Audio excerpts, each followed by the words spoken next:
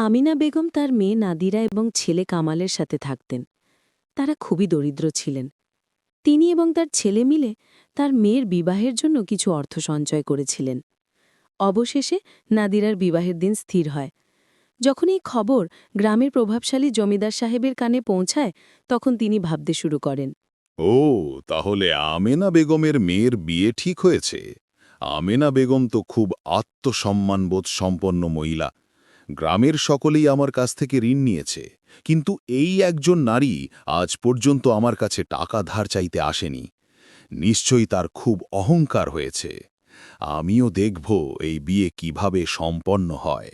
এখনই কাদেরকে ডেকে পাঠাচ্ছি। আসলে কাদের ছিলেন পুরনো চোর এবং জমিদার সাহেবের ঋণে জর্জরিত। এমন চিন্তা করে তিনি কাদেরকে ডেকে বলেন, কাদের, তুই আমার কথা মন দিয়ে শোন। বলুন মালিক। খোঁজ নিয়ে দেখতো আমেনা বেগম তার মেয়ের বিয়ের জন্য যে টাকা সঞ্চয় করিয়েছেন সেগুলো কোথায় রেখেছেন। তুই গিয়ে সেগুলো চুরি করে নিয়ে আস আমার কাছে।